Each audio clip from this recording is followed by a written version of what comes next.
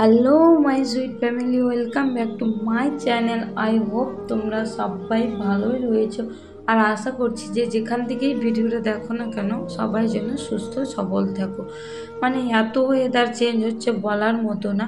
আর এই ওয়েদার চেঞ্জের জন্য এত শরীর খারাপ হচ্ছে বাড়িতে বাড়িতে, সত্যি সেম আমাদেরও সিচুয়েশন একই, বুঝতেই পারছো। বাড়ির সবার সর্দি কাশি, এত পরিমাণে শরীর খারাপ হচ্ছে সবার, মানে বুঝতে পারছি না কি করব। তো এই যে আজকে আবার সকাল থেকে ভিডিও শুরু করেছি, যদিও বা ক্লিপগুলো অনেক দিন আগের, শরীর খারাপের জন্য তোমাদের সঙ্গে কোনো শেয়ারই করিনি, কারণ এডিটই করিনি ভিডিওগুলো। তো সকাল থেকেই শুরু করেছি। এই যে অমিয় বাবা ঘুম থেকে উঠে গিয়েছে আর আমার প্রতিদিনের মতো যুদ্ধ শুরু হয়ে গিয়েছে সকাল থেকে।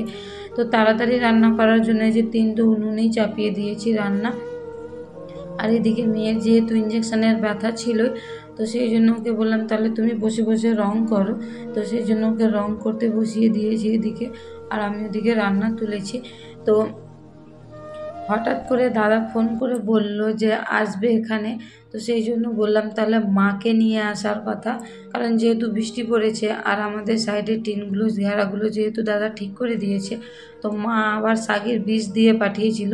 তো আমার এই অবস্থায় বাচ্চা নিয়ে মানে করা ভীষণ চাপ হয়ে যাচ্ছে। সেই জন্য দাদাকে বললাম যে তুই যেহেতু আসছিস তাহলে মাকে নিয়ে আসিস, আর যখন যাবি না হয় তখন আবার মাকে না হয় নিয়েই যাবি। কারণ মাদেরও এখন বাড়িতে কাজের চাপ প্রচুর চলছে। ঘর ভেঙেছে, ঘরের কাজ চলছে, তার মধ্যে আবার ধান পেকে গিয়েছে, ধান কাটাকাটি চলবে। তো সেই জন্যই আর রাখবো না, মাকে পাঠিয়ে দিব।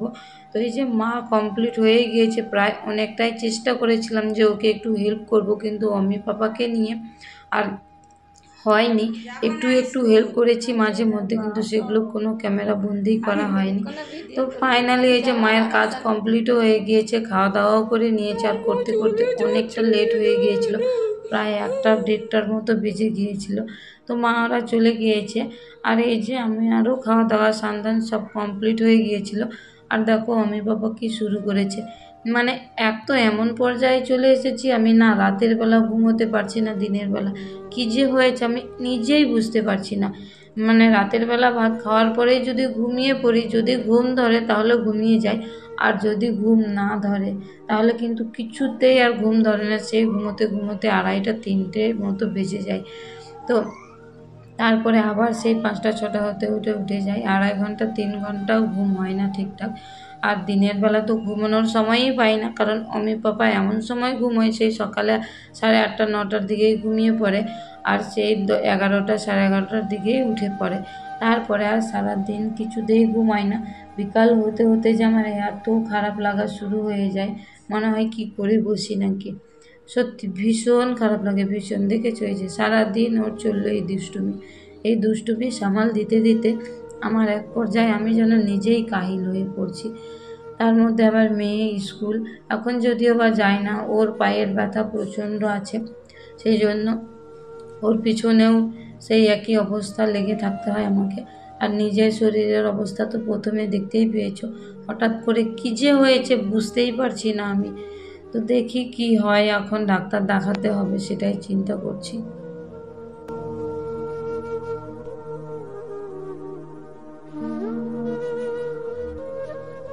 পুরো দুপুরটা সেই অমি পাপার সঙ্গে খেলতে খেলতে ওকে নিয়েই কেটে গিয়েছে।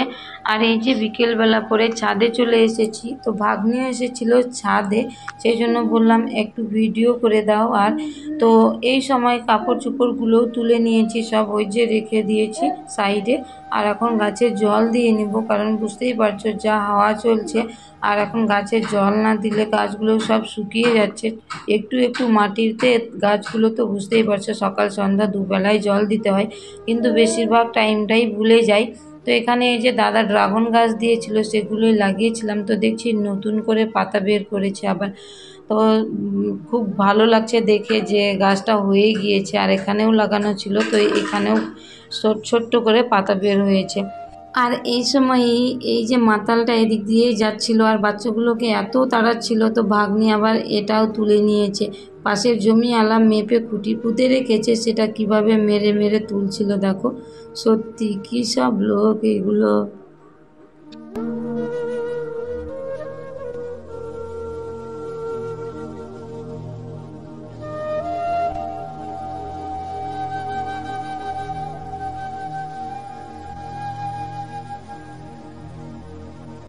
এই ভিডিওটা করেছিলাম তোমাদের দাদাভাইকে পাঠানোর জন্য, আর করেছিলাম ডাক্তারকে দেখানোর জন্য।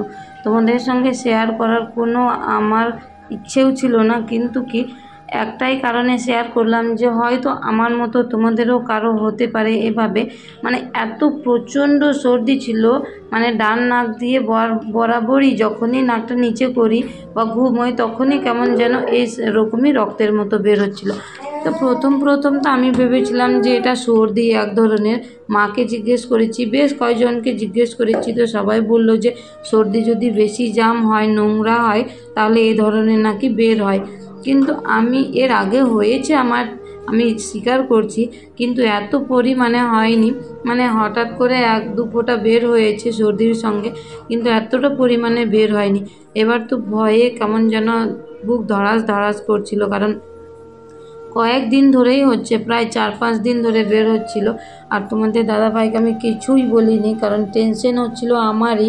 আরও এমন জায়গায় রয়েছে, এমন জায়গায় ওকে পাঠিয়েছে, ঠিকঠাক নেটওয়ার্ক পায় না, নিজেরই মানে প্রচণ্ড কষ্টে রয়েছে। সেই জায়গায় ওকে জানাবো সেটা নিয়ে আরও টেনশন হচ্ছিল। তো শেষমেশ আর থাকতে পারিনি, বলে দিয়েছিলাম, কিন্তু প্রচণ্ড টেনশন করছে। টেনশন তো আমারও হচ্ছে।